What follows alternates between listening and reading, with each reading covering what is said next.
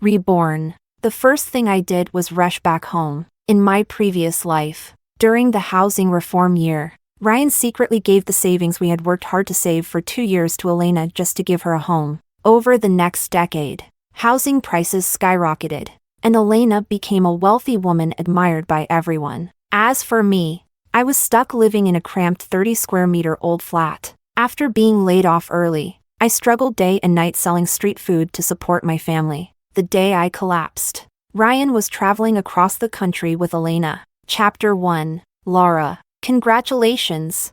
I heard your family is getting a 3-bedroom apartment this time. TSK. Laura is so lucky, she's got a house and is marrying a teacher too. TSK. I closed the courtyard door amidst the murmurs of envy and jealousy. Once inside, I headed straight to Ryan's bedroom. Taking a deep breath, I shakily pulled open the desk drawer. In a square, iron mooncake tin, I saw my stash of money still sitting there. I counted it, no more, no less, just over 900 yuan. In my previous life, Elena used this money to buy a house and achieved financial freedom a decade later. But I am bolder than her this time. I plan to take this money and head south. Ryan and I were supposed to get married next month, on the 18th of the lunar calendar. But in this life, that wedding is never going to happen. I secured the money close to me and was about to leave when I heard voices outside the door. Startled, I quickly returned to my own room. Chapter 2. Brother Ryan. Are you really giving me your housing quota? The woman's voice was clear and full of disbelief and joy.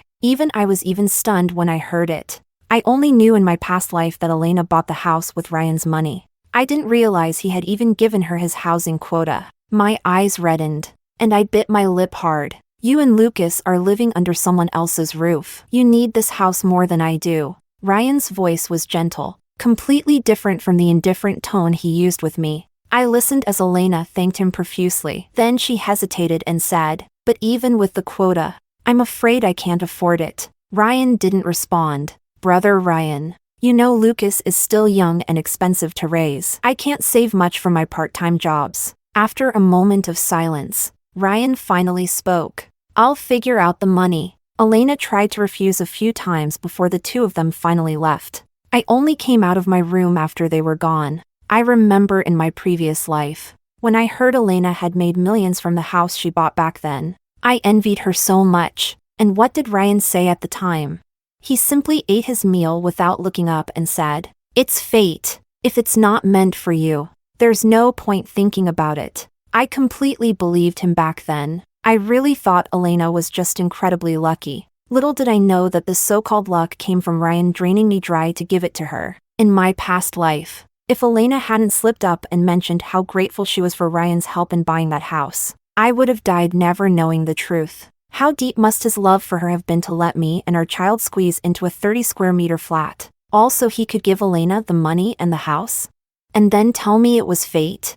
Thinking about it now, Chapter 3. After the two of them left, I sat quietly in the room for half the day. By evening, I went to Ryan's room, took out the mooncake tin, and placed it on the dining table. Chapter 4. That night, I cooked a chicken stew and steamed a big pot of rice for myself. After finishing the meal, I opened the lid of the mooncake tin. Inside, apart from my savings of over 1,000 yuan, there was also Ryan's salary from the past 2 years. It totaled exactly 2,600 yuan. In addition, there was the housing certificate issued by his workplace and some receipts for daily purchases. When Ryan returned and saw the open tin, he frowned. Chapter 5. Ryan and I had known each other for a long time. Around here, once you're engaged, it's practically the same as being family. It wasn't unusual for us to share responsibilities, and no one would question it. That's why I had trusted him enough to keep my savings with him.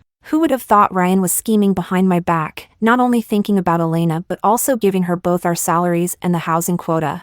He ruined my entire life. Chapter 6. Why did you take the tin out? He frowned, looking at me unhappily. In the past, I would have already greeted him at the door. Ryan was handsome and well-mannered. After graduating from university, he worked at a research institute. I had once been very satisfied with this fiancé, even giving him my whole heart. But I was wrong. I just found out today that my father borrowed some money from his colleagues. I plan to use this to pay them back first. My mother passed away early. My father was a middle school teacher. He was always dedicated to his job and treated his students with care. Ryan had been one of my father's students. Back then, Ryan's family struggled financially, so my father not only tutored him for free but also secretly gave him pocket money several times. Even some of his high school tuition fees were covered by my father. Ryan wasn't the only student my father helped. So despite being a teacher for a lifetime, my father hadn't saved much. Sometimes, he even had to borrow money from colleagues for emergencies. Hearing this, Ryan didn't doubt me. "How much do you owe?" He paused and asked in a neutral tone. 3,100 yuan. "Why so much?" Ryan asked instinctively. "The IOUs are in the tin. I can show you." I pretended to get up. "Sit down." Ryan waved his hand. "I don't mean to doubt you." After a long pause, he added, "Can we delay repaying it for a while?" I glanced at him without answering.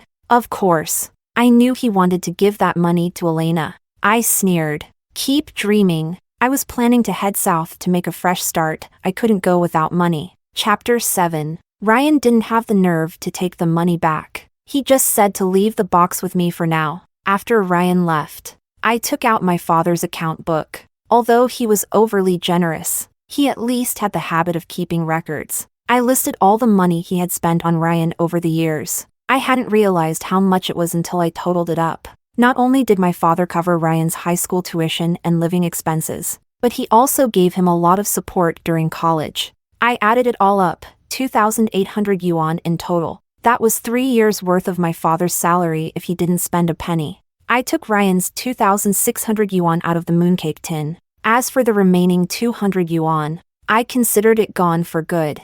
I carefully hid the money, planning to return the box to Ryan the next day. What was mine, I would take with a clear conscience. What wasn't, I wouldn't touch, not even a cent. Chapter 8. When Elena showed up, I was making breakfast. The fire burned in the stove, and the white rice grains tumbled in the pot. I vaguely heard Elena's tearful voice. "They're so cruel.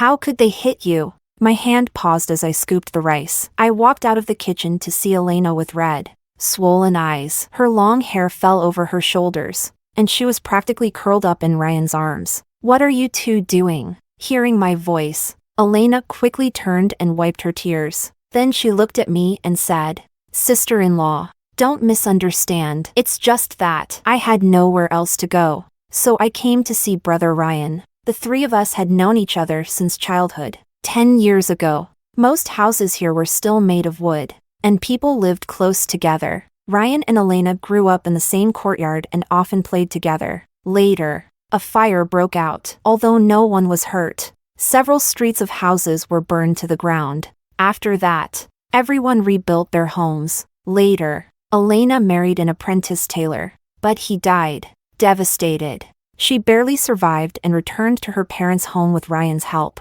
When Ryan said Elena was living under someone else's roof, he meant that after returning, she often had verbal conflicts with her sister-in-law, and every time, she would come running to Ryan. Ryan always acted like he had to take care of everything. What's funny is that, in my previous life, I actually believed Ryan saw Elena as a sister. Ryan's about to get married. It's not appropriate for you to throw yourself into his arms like this. Anyone watching might think you're looking to remarry. Back then, being a remarried widow didn't come with a good reputation. Even though I had no intention of going through with this engagement, I couldn't resist taking a jab at her. Elena's face changed, and she instinctively looked at Ryan. Ryan frowned and scolded me. "What nonsense are you spouting?" I sneered and ignored them, returning to the kitchen to finish cooking. Outside, the sobbing resumed and continued for a while before finally quieting down. Chapter 9. After breakfast,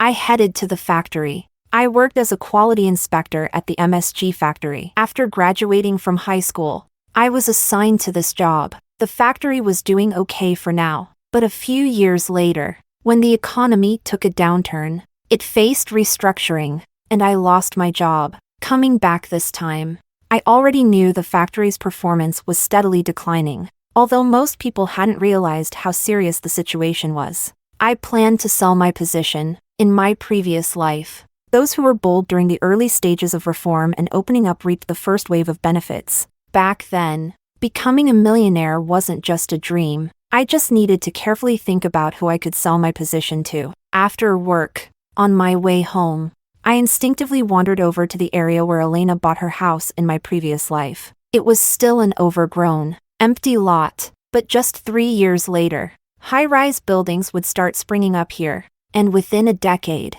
property prices would skyrocket. In my previous life, Elena secured her stability and wealth through this property, but in this life, without the few thousand yuan to buy the house, she was destined to miss out. When I returned home, I found Ryan already there. Ryan, who usually avoided the kitchen, had surprisingly prepared several dishes. "You're back? Wash your hands. Dinner will be ready soon." With someone volunteering to cook, I was more than happy to oblige. Chapter 10. Dinner was quite a feast: meat, vegetables, and even fish. He really pulled out all the stops. Sure enough, as soon as we started eating, I noticed Ryan's hesitant expression. I kept my head down, eating my food as if I hadn't noticed. Ryan, unused to being ignored by me, wanted to start a conversation but didn't know how. At that moment, Elena showed up again. The wind outside was strong, and Ryan thoughtfully invited her in and handed her a bowl of hot tea. She sat down and immediately began thanking me cheerfully. She said she was grateful that I agreed to give her the housing quota and even lend her money to buy the house. I looked at her and pretended not to know anything. "Quota? What housing quota?" Elena froze, immediately looking nervous and turning to Ryan. "Big brother, does sister-in-law not know about you giving me the housing quota?" Ryan didn't say a word and just looked at me. Elena's eyes sparkled with triumph, though her tone remained apologetic. "Oh, big brother, I know you care about me and Lucas, but this is such a big decision. You should have at least mentioned it to your future wife, even if you're not married yet. Anyway, it's your property." "Oh, look at me talking too much. I'll leave now." "Brother, sister-in-law," Ryan reassured her softly. "Don't worry. It's my decision. Just go home and relax." After she left, I calmly continued eating my dinner. It wasn't until I finished the last bite and stood up to leave that Ryan finally spoke. "Laura, we need to talk." Chapter 11. I sat back down calmly. He hesitated before saying, "Can we delay paying back your dad's debt?" "No." I rejected him outright. There was no room for negotiation. If he willingly handed over the money, fine. But if he insisted on taking it back to fill Elena's bottomless pit like in the previous life, I'd bring out my father's account book. In any case, now that the money was in my hands, there was no way he'd use it for Elena this time. "And what's this about a housing quota? You gave a housing quota to an outsider?" "Ryan, what do you take me for? Something this important. Don't you think you should have at least mentioned it to me?" "Yes, it's true. The housing quota was his. But for such a big decision, he hadn't said a word. Not to mention, in the previous life, he had even given away my salary to her, proving just how little I mattered to him. We don't need the housing quota right now anyway. Giving it to Elena isn't a big deal. She's living at her parents' place, constantly being mistreated by her sister-in-law. Can you really stand by and watch that? It's just a quota. It wasn't even yours to begin with. Why are you making such a fuss?" I nodded. "All right. So that's how it is?" "Fine. You're right. The housing quota isn't mine. You can give it to whoever you want. It has nothing to do with me." I stood up, not wanting to exchange another word with him, but Ryan added, "We can repay your dad's debt slowly. Elena's situation can't wait. Give me the money, and I'll take it to her first." Ryan reached out his hand, speaking as if it was the most natural thing in the world. Chapter 12. I went back to my room and brought out the mooncake tin. Ryan thought I had compromised, but when he opened the lid, he saw only receipts and an account book. "What's this?" I motioned for him to take a look. Ryan's expression darkened as soon as he flipped through the first page. By the time he finished, his face was grim. "What do you mean by this?" I pulled out another notebook where I had recorded all the expenses my father had spent on him and flipped to the last page. "Over the years, you've taken 2,800 yuan from my father. Ryan took a deep breath. Are you asking me to pay back the debt? I nodded. If you want to see it that way, then yes, think about it however you want. But let me be clear, you're not giving that money to Elena. According to this record, you still owe me over 200 yuan. Originally, I had intended to write off the loose change, but now I wasn't willing to let it go. You wouldn't want people talking behind my father's back even after he's gone, would you? Ryan looked at me in disbelief. You're really calculating everything this precisely? I smiled lightly. Even close families should keep clear accounts. This time, Ryan was speechless. Laura, I never expected you to be so calculative. Do you still want to have the wedding next month? Ryan actually tried to threaten me. I couldn't help it, my eyes turned red. He had always been so well behaved in front of my father, and his work performance after graduation was excellent. 2 years ago, when my father fell critically ill, he was worried no one would take care of me, so he entrusted Ryan to look after me. It was Ryan who reassured my father, promising to marry me and care for me for the rest of my life. I had never openly expressed my feelings for him before, but it was those words, and the way he stayed by my side through the painful days after my father's death, that made me fall completely for him. And now, he was threatening me for Elena. I sneered. Did he really think I couldn't live without him? If you want to call off the engagement, I'm perfectly fine with that. Ryan seemed stunned by how readily I agreed. Before he could react, I suddenly smiled. Actually, if you care about her so much, you don't necessarily have to buy her a house. After all, money won't solve her problems right now. Ryan frowned. What do you mean? I smiled. Her sister-in-law only targets her because she thinks Elena is freeloading at home. If I give her my job, she'll have a stable income and someone to look after her child. Wouldn't that be even better? Seeing that Ryan hadn't processed my words yet, I continued. Of course, I'm not that generous, but you can trade your housing quota for my job. Chapter 13. Ryan thought it over for 2 days before agreeing. Although Elena didn't get to buy a house, she secured a stable job. With a steady income, her troubles at home were resolved. She was happy, and the same day I got the housing quota, I spent 1,000 yuan to buy the property. I was even happier. Spending 1,000 yuan for a future worth millions? Absolutely worth it. Chapter 14. Ryan thought that by giving my job to Elena, I was simply preparing for our wedding next month, so he didn't think too much about it. But what he didn't know was, I had already bought a train ticket heading south. I was leaving tomorrow. Chapter 15. When Ryan came home, I had just finished packing all my things. Why are you packing so much stuff? Seeing that I hadn't made dinner, Ryan went to the kitchen and cooked 3 dishes and a soup. I stuffed my bundle into the cabinet. I had too much stuff, so I was organizing. Ryan handed me a bowl of soup and then took out a wad of cash from his pocket. Elena just started her job. I lent her 50 yuan. Here's 30 yuan for you. I paused for a moment but calmly accepted the 30 yuan, even though most of it went to someone else. This money was owed to my father. I took it without guilt. We ate in silence, and the atmosphere felt awkward. Ryan looked at me and cleared his throat. Don't worry, after we get married, you can stay at home and relax. I'll take care of the finances every month. You'll be in charge of this household. As he spoke, the tips of his ears turned slightly red. He even seemed a little hopeful. I sneered. So next month, you're not lending your sister more money? I couldn't resist throwing in a jab. Ryan looked at me, surprised. She has a job now. Why would I lend her more money? I was stunned. I didn't know what to say, but it didn't matter anymore. Once I left, whether he ended up with Elena like in the previous life or married someone else, it would have nothing to do with me. Before bed, Ryan brought out a stack of wedding invitations and asked me who we should invite. I looked at the bright red invitations and lowered my head. You decide. I returned to my room and locked the door. Chapter 16. This time, I didn't take much with me, just 2 sets of clothes and my money. I sewed the cash and important items into the collar of my clothes with a needle and thread. The rest, I wrapped up and stuffed into my socks under my feet. I'd rather the money stink than arrive at my destination penniless. Just as I was about to fall asleep, Ryan knocked on my door again. When I opened it, I saw him holding a sandalwood box. I raised an eyebrow in surprise. "What's this?" "Come here." He reached out to take my hand, but I instinctively pulled away. He paused, withdrew his hand, and pushed the box toward me instead. "Open it and see." His eyes were filled with nervousness and hope.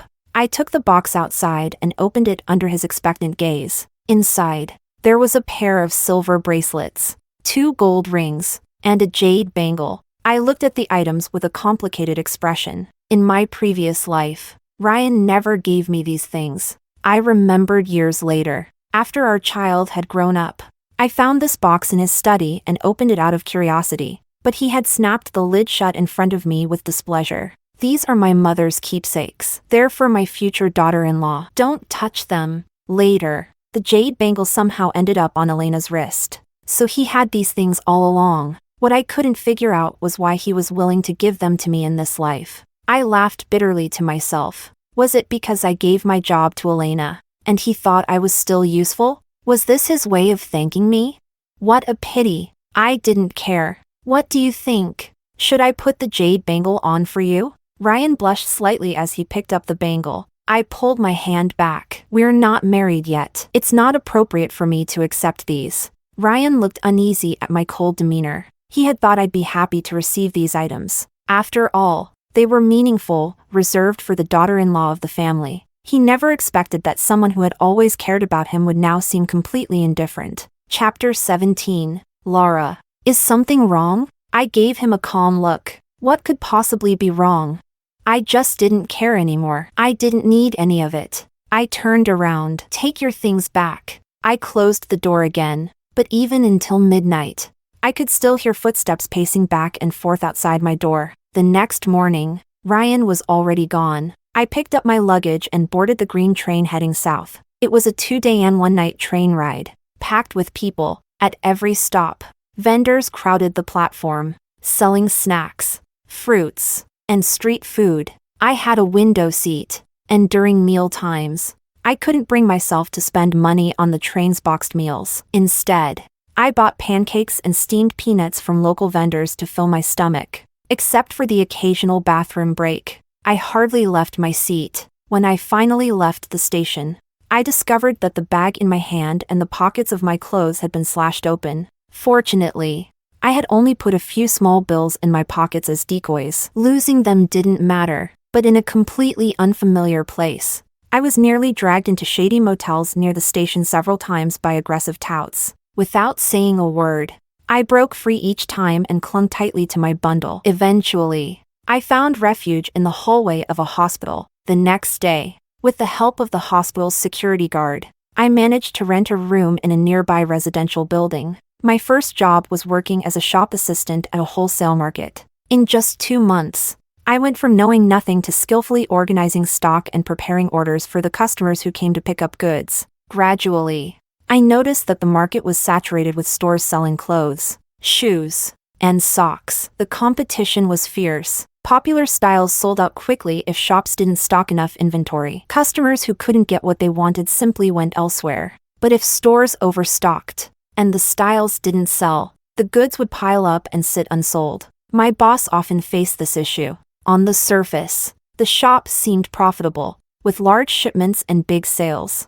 But in reality, the unsold inventory piled up, and at the end of the year, it was possible to end up with no profit, or even a loss, despite all the hustle. I noticed many nearby stores facing similar problems. After carefully calculating my initial savings of 2,500 yuan and my wages from the past year, I made a bold decision. I approached my boss. After some negotiation, I bought the unsold inventory at an extremely low price. Chapter 18. By this time, southern cities and coastal areas had already started to develop, and stylish clothes were in high demand. In contrast, inland areas like mine still lacked trendy clothing due to long distances and poor logistics. If I could transport these clothes back before others, I knew they would sell quickly. But while I had the clothes, figuring out how to transport them was a problem. I visited several freight companies at the wholesale market, but none had routes to my city. I refused to give up. After several days of searching, I finally found one company that had routes to a neighboring city. With some pleading and an extra 300 yuan, They agreed to make an additional stop and deliver the goods directly to my city. Once the shipment was sent off, I packed my things and began my journey home. Chapter 19. This time, on my way back, the train was even more crowded since it was close to the new year. But for some reason, I no longer felt nervous like I had when I first traveled south. Even when I encountered older women fighting over seats or had the strap of my small bag cut and stolen without noticing, I didn't panic. When I finally arrived at the station, I rented a small shop on the ground floor along a busy street in our town. 4 days later, after renting a tricycle, I managed to pick up my shipment. I then started selling the goods at a street stall in high-traffic areas. After working as a salesperson for a year, I had figured out the types of customers who had money to spend, who was picky, and who loved to bargain. I knew them all. For wealthy customers, I introduced high-quality, well-designed clothes. For picky customers, I let them try on outfits over and over without showing any impatience. For bargain hunters, I threw in socks and gloves as freebies, offering discounts for larger purchases. Surprisingly, these tactics often encouraged more people to buy. Since it was close to the new year, many people were shopping for clothes, and my collection was stylish and diverse. Business boomed. Even nearby shop owners came over secretly to check out my styles. Soon, I had completely sold out the clothes I brought back, along with scarves, socks, and hair accessories. Everything was nearly gone. By the end of this trip, I had earned close to 10,000 yuan. I almost became a millionaire overnight. After the new year, I didn't rush back to buy more clothes. Post-New Year was the slow season for clothing sales. Bringing back inventory then would likely result in unsold stock piling up. With my profits, I bought 5 apartments in the same neighborhood where I had purchased my first property. The rest of the money, I took south again. This time, I ventured into selling electrical appliances. Having lived through this before, I knew that weddings were starting to popularize the trend of 3 spins and 1 sound. Bicycles, sewing machines, wristwatches, and radios. No wedding could go without them. Sometimes, finding a radio even required luck or connections. Chapter 20. After more than half a year, by the end of August, I finally earned a big commission from a major order. I put all my savings and wages into buying a new batch of goods and shipped them back. This time, the products sold even faster than last year's clothes. I didn't even deal with big-name brands. Yet each radio I sold earned me nearly 1,000 yuan in profit. Along with the cassette tapes I brought, the radios became my best-selling items. As they say, golden September and silver October. In just those 2 months, I made a fortune. Later, I went south again and took advantage of the get married and start the new year right mentality, earning even more. Even during the new year, my business continued to thrive. By then, I had built solid connections in the southern city, along with reliable logistics. Whenever I ran out of stock, I didn't need to travel in person anymore. A phone call and a money transfer were all it took to get new products delivered in a few days. At this point, my small-scale business strategy was no longer sufficient. I rented a 3-door storefront in the busiest commercial street. In addition to the store, I rented a large ground floor unit to use as a wholesale warehouse. Although wholesale didn't have the same profit margins as retail, the volume of orders made up for it. When I couldn't keep up with the workload, I hired 3 salespeople. Meanwhile, I enrolled in night classes, because no matter what, I couldn't afford to lack education, right? Chapter 21. Ryan, we didn't even have a banquet for our wedding, and now you're saying you won't buy me a sewing machine? The familiar voice made me look instinctively toward the store entrance. There, I saw Elena holding Lucas's hand, confronting Ryan while trying to hold back tears. 2 years had passed, and Ryan seemed to have changed. The once cold and refined man now looked haggard, with a dark complexion. If I wasn't mistaken, I even saw strands of white hair. Noticing my gaze, Ryan instinctively looked in my direction. The moment he saw me, he froze. Laura? Elena frowned and followed his gaze. When she saw me, she flinched but quickly straightened up, puffing out her chest. Oh, isn't this Laura? What's this? Are you working here now? One of my employees was about to speak, but I gave them a look, and they swallowed their words. Elena adjusted her hair and, holding on to a stiff Ryan, walked toward me. She smoothed her hair. Long time no see, Laura. I smiled. Shopping? Ryan's eyes reddened. His lips moved, but no words came out. Elena shot him a sharp glare, then turned back to me with a smile. Laura, you probably don't know yet, Ryan and I are married. I smiled. Congratulations. Are you here to buy things for the wedding? Elena nodded smugly. She then asked me to show her around the store. Under my admiring and envious gaze, she bought a radio, a sewing machine, and even a color TV. The color TV was one of my newest and most expensive items. Naturally, I added an extra 1,000 yuan to the price to celebrate our reunion. After paying, Ryan's face visibly darkened, but Elena, before leaving, couldn't resist smirking and said, "Thank you so much for your help today. Laura, working here must be tiring, right? But I heard you get commissions too. With all the things we bought today,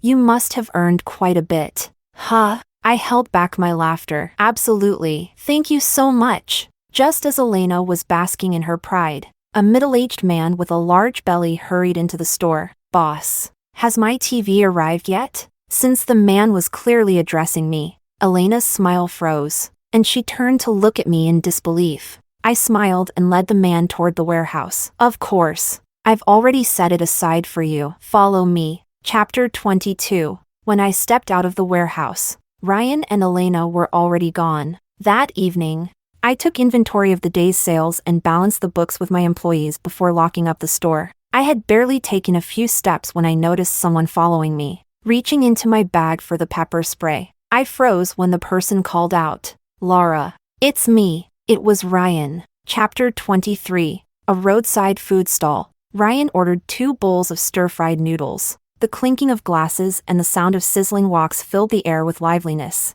Yet, the two of us sat in silence, because in my world, Ryan had already been erased 2 years ago. In fact, over these past 2 years, I could count on one hand the number of times I had thought about him. My focus had been solely on making money and buying property. If Ryan hadn't suddenly appeared today, I might have already forgotten what he looked like. When the noodles arrived, I picked up my chopsticks and started eating. I was hungry. Meanwhile, Ryan continued staring at me with a complicated expression. Finally, after a long pause, he asked, "Laura, have you been doing well these past few years?" I nodded without hesitation. Very well, and I meant it, especially after leaving Ryan. I had been doing incredibly well. He stared at me intently, his expression heavy. "Laura, I'm sorry." I froze mid-bite. I hadn't expected Ryan to actually acknowledge his wrongdoing. His face turned pale. "I know you left without saying goodbye because you were too disappointed in me. We were engaged. Yet I never cut ties with Elena. Instead, I kept helping her, but I never expected her to tell people that she was already mine." I couldn't help but laugh. "So your sister turned into your girlfriend? Nice." They were never real siblings. Yet he had called her sister constantly, and they were never shy about their closeness. No wonder people believed Elena when she claimed they were a couple. Ryan kept rambling. Her family caused a huge scene, demanding that I marry her. But how could my mom agree to me marrying a woman with a child? Then Elena and her family started causing trouble at my workplace and even at my mom's job. Wait. I raised my hand to stop him. I had zero interest in hearing about his mess. I set down my chopsticks. "You're already married. Talking to me about this is inappropriate. Enjoy your noodles. I'm leaving." I took out 100 yuan and handed it to the stall owner before quickly making my exit. We all lived in the same area. How could I not know what Elena's family was like? They were worse than vampires. When Elena got married, her family demanded a hefty dowry but didn't even provide her with bedding for the wedding night. How could her in-laws respect her after that?